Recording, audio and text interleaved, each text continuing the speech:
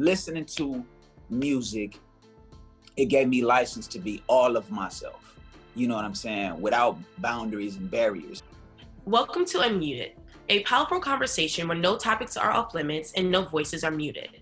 Yahoo Life amplifies the voices of Black, Indigenous, and people of color. And in today's episode, we discuss how Roc Nation has created a soundtrack to the revolution. Roc Nation's upcoming album, Reprise, is a musical protest. Today, we have 4 incredible musicians who are featured on this album.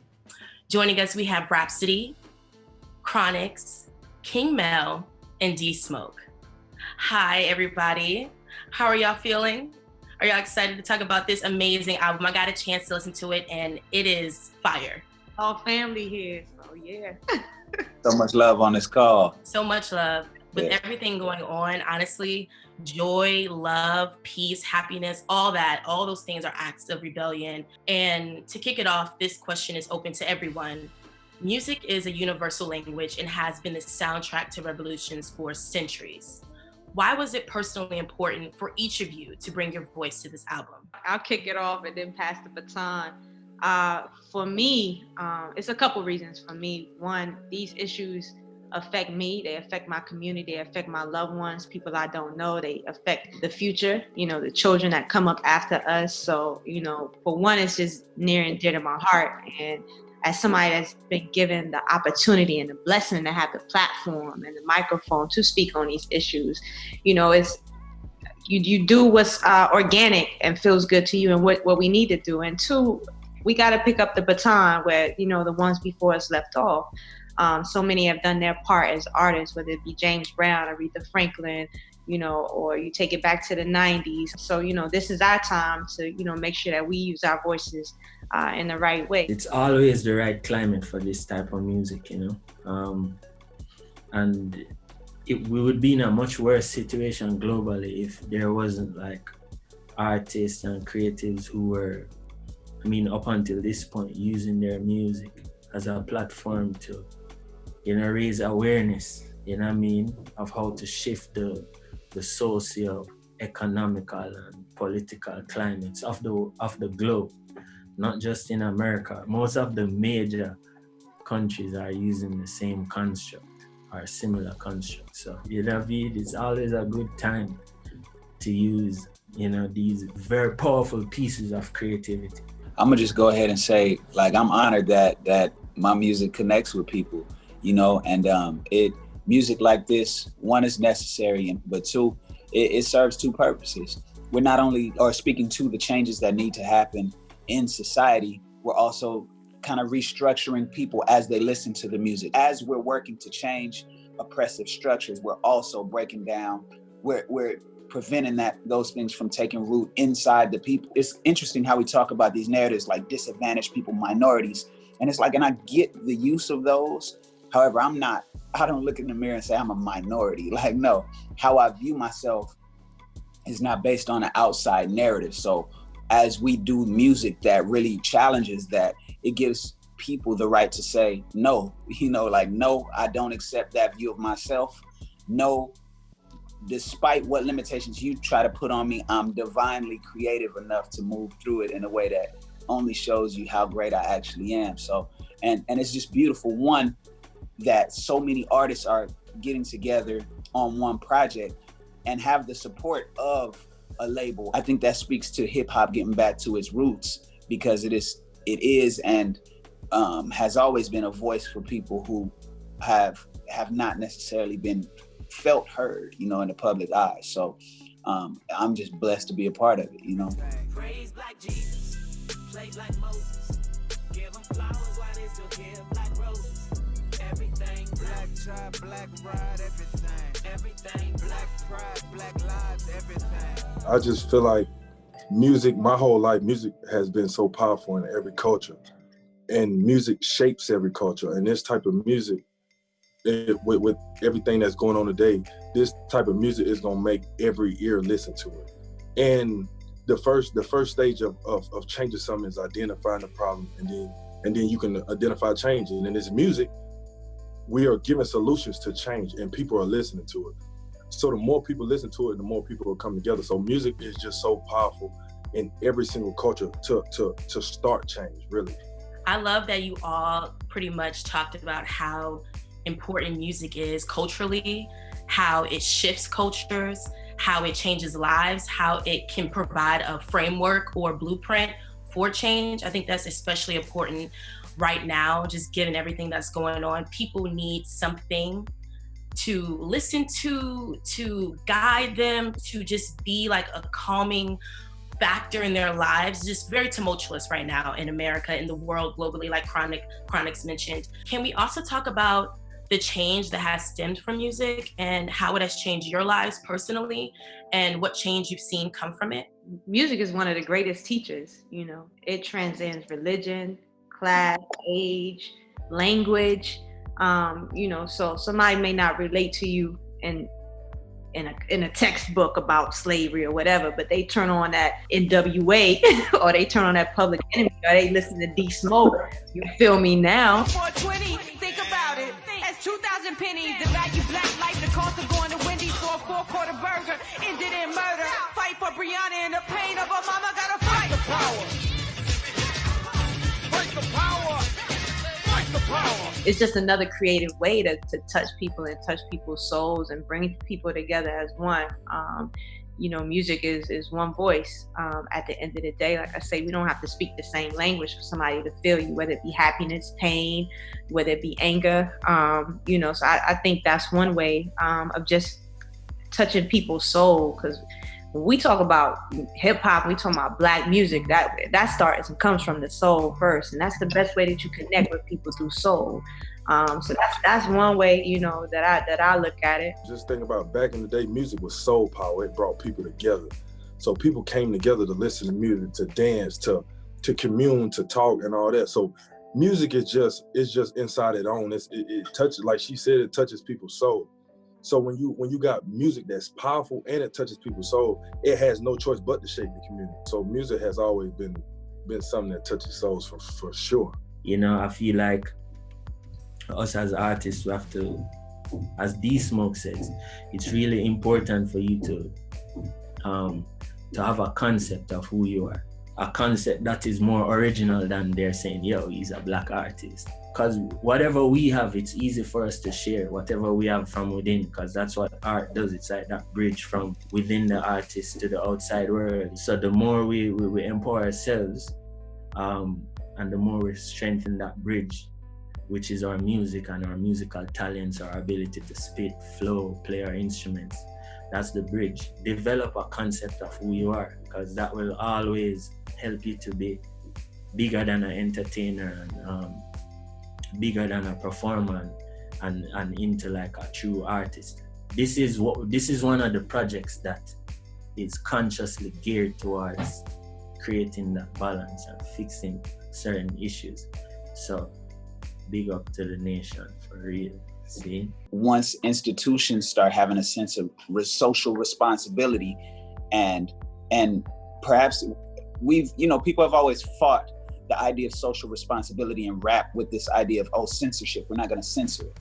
But it's not so much about censorship as it is creating a platform for balanced music, because there's so much good, spiritually sound, socially responsible, well-informed, mature music that people will and do love and need, in the same way that there's so much food that tastes extremely good, that's good for you, and I think as artists, we have a responsibility, not just to our people, but to the companies that support us, to start to remind them, like, look, I'm gonna do this music at such a high level that you realize that there's more of me out there and you search for them, because I feel like there was a time when that was the case. But if we do this often, then we'll have 19-year-olds who are speaking to a different reality, because art imitates life, imitates art, imitates, and so on and so forth. So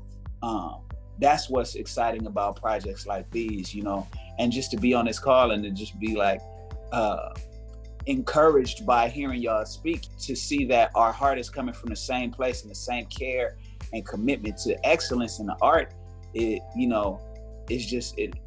There's more out there, and it needs the support. It needs it needs that platform a lot of times, and these companies gotta put effort into it, and you know, take risks as well. Artists take so many risks, but the companies need to take some of those risks as well. The analogy was beautiful, number one. I never even thought about that, but it's so important. Music, food, they're all nourishment for different parts of your body. And I think something that was really important that you said, D-Smoke, is that you all are setting the standard. So it's really important also just to talk about how your own experiences have guided and shaped how you view music, how you produce it, how you share it with the world. Can each of you, whoever wants to kick this off, kind of just talk about how those attributes kind of contributed to how you can show music and its message? I'll kick it off. Ladies first. No, right? All the time. You know, I think for me as a creative, I was fed a great diet of music, what D-Smoke and both Chronixx touched on. You know, where I had my steak, I had my broccoli, I had my salad, and I had a little dessert there too, you know what I'm saying? You know, that rounded me out pretty well, where, you know, when I got into business and got into art, I knew based off of what I grew up on and what I ingested, that all I needed to do was show up as my true organic self. And in doing that, you know, everything that I experienced, like I said, that, you know, was important to me to speak on, whether it be social justice, whether it be about love, whether it be about, you know, in the club having fun, that, you know, you bring yourself through, and that is always going to tell a story that somebody can relate to, where you're not spending your time chasing a billboard chart or trying to chase the success of another artist because they're doing it a particular way. I feel like, you know, if we had more artists that feel like they didn't have to chase, you know, these metrics that really at the end of the day really don't mean anything and really don't define you, as far as, you know, the level of your art and your artistry, that is how we create the balance, and that is how we create a variety and a buffet of diet that we all need to be well-rounded, true human beings. So, you know, that's how I approach the art. I wake up and I say, what do I want to talk about today? What is on my mind? What's important to me? And, you know, it's a variety of things. Right now, it's a lot of things happening with pandemic, with Black Lives, you know, with being at home and being in a space where you have to tap into your true self. And it's like, what am I dealing with? What trauma am I going through that I haven't addressed? And you bring that out in the music, because I said it comes from an organic, true, free-spirited place, and not from a place of, I need to make millions, I need to go platinum, I need to be like so-and-so, you know. It should just be about pure creation of art coming from us as humans. My situation is kind of so unique because, like, with music, I don't, like she said, people feel like they gotta make millions, get billboard. I don't really need that. I already had that. So it was like, growing up, music was, I used to be like kind of closed off to myself, and music was a way to express myself. And my whole life, no matter what, the mic was always a person or a thing that would listen and never judge it, no matter how I felt. So with my music now, is just how she said, I wake up and whatever on my heart, that's the music I'm gonna make. Because at the end of the day, I am my music, so that's what it is. So it's like, my music come from an organic place that's in my heart, and it's gonna always come from that place, and nobody could ever change that.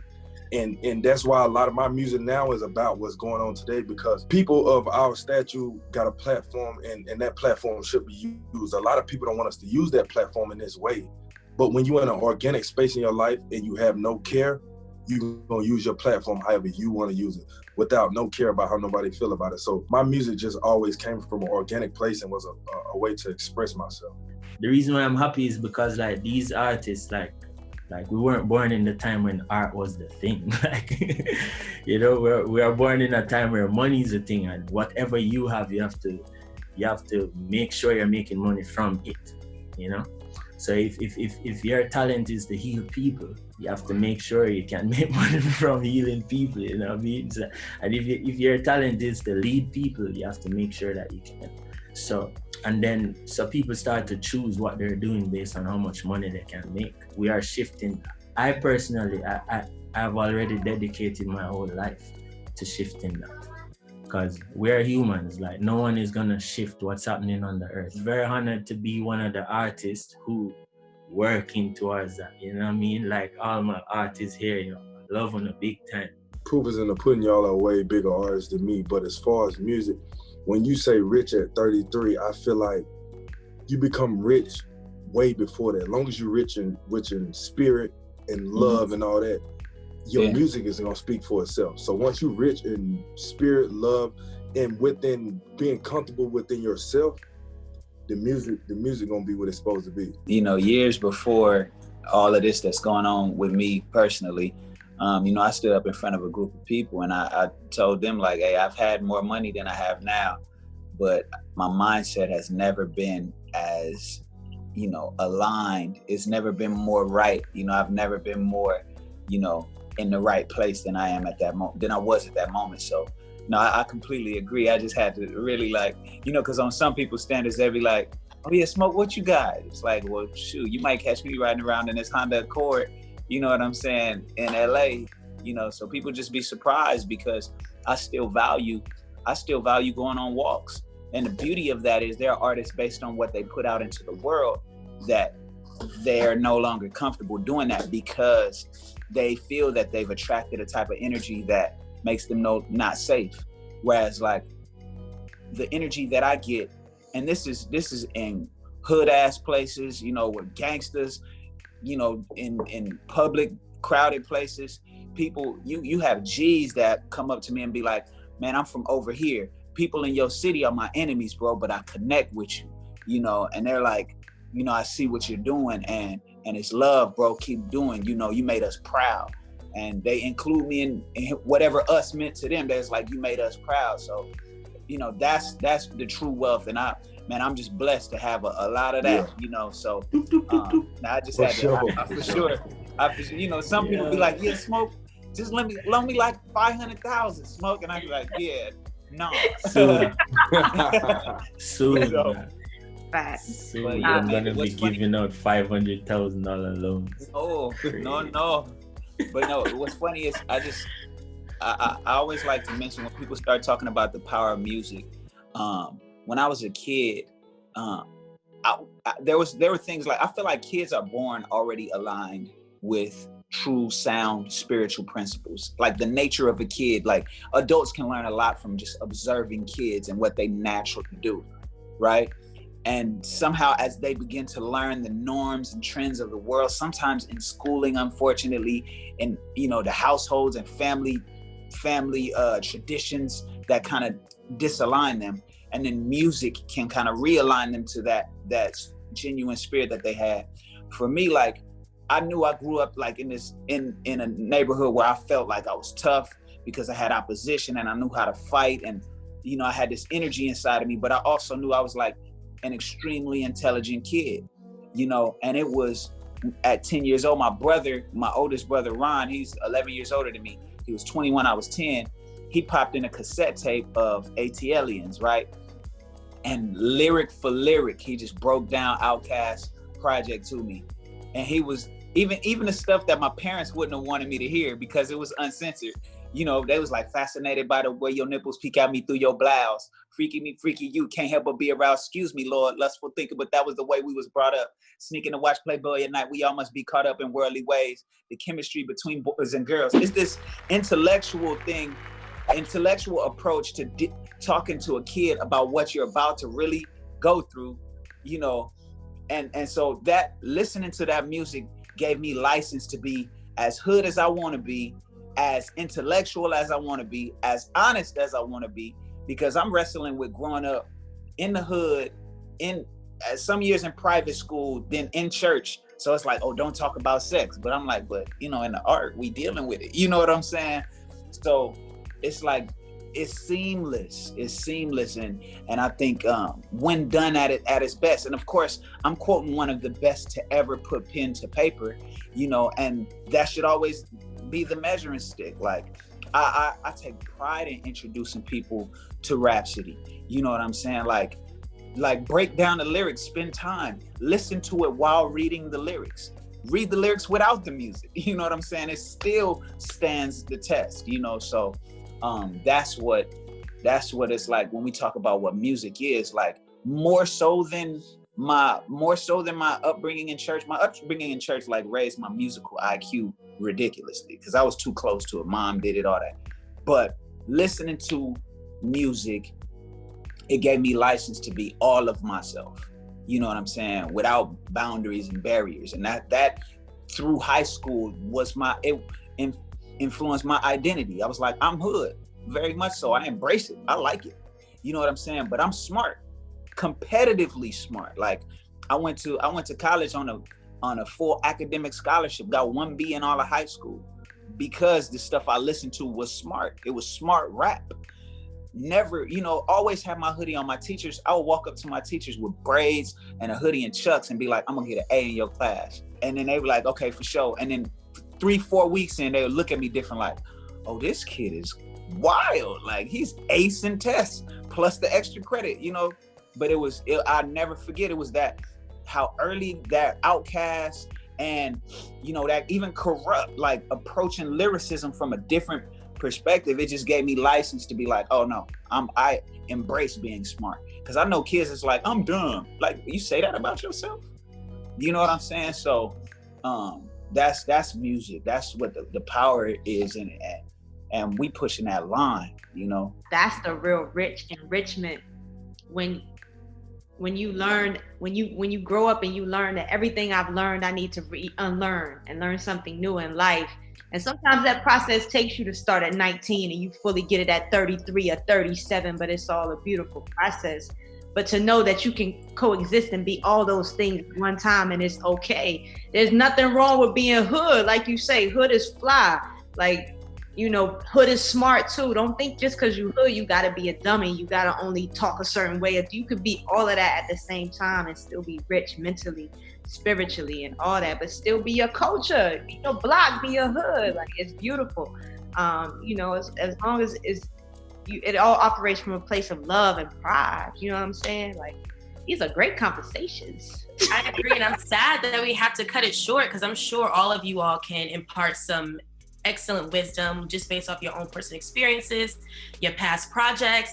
But of course, we're here for Reprise, and we hope that when it does premiere to the world, that people take it, it nourishes their body, their souls, their minds, their pens, whatever they need, that it fulfills that destiny for them.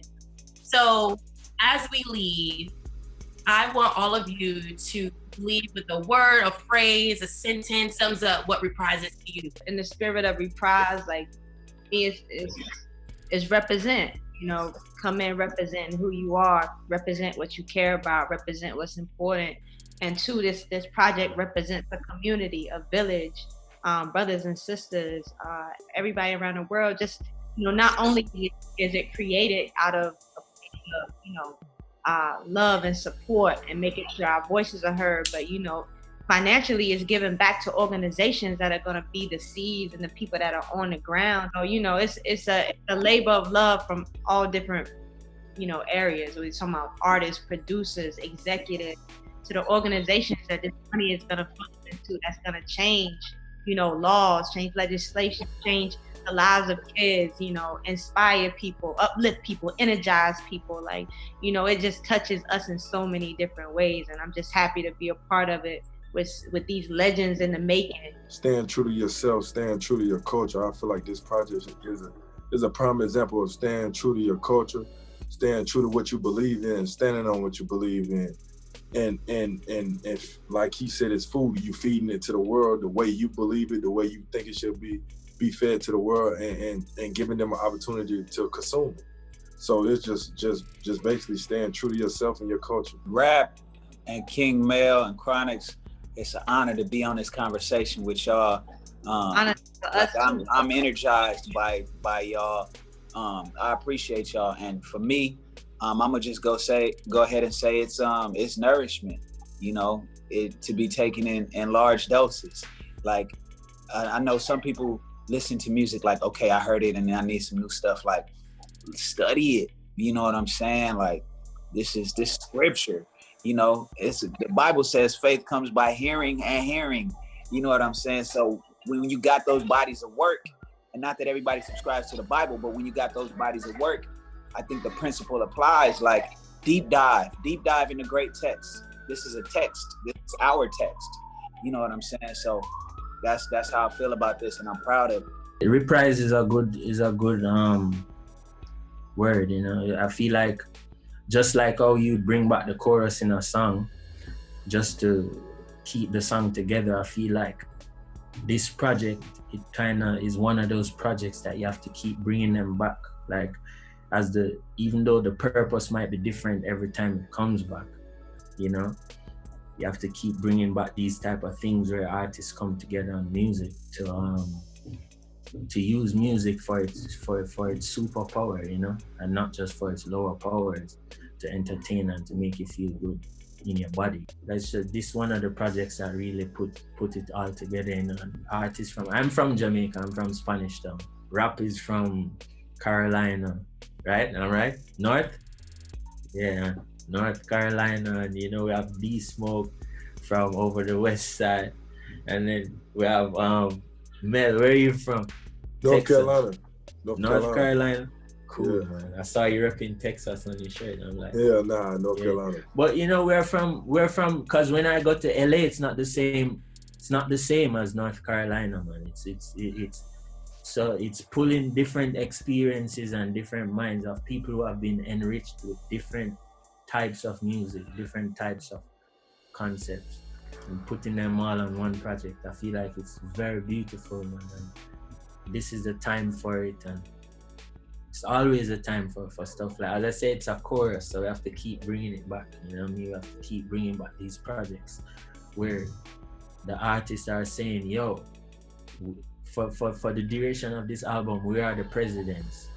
We are the heads of economics. We are the heads of the justice system. We are the ones suggesting shit right now. I think it's really important that you said, again, like across the diaspora, whether we're in America, the Caribbean, Europe, Africa, we are on the precipice of a change. The culture is shifting. We have Reprise as the framework. And hopefully, like you all have said, we hope that this music inspires that change that we want to see. So again, I thank you all for joining me in this conversation. The album, the project is beautiful. The contributions that you all have made to the culture, to society, you know, it's beautiful to see, and I'm just excited to see how the world takes this project. Go get Reprise October 9th. Bye!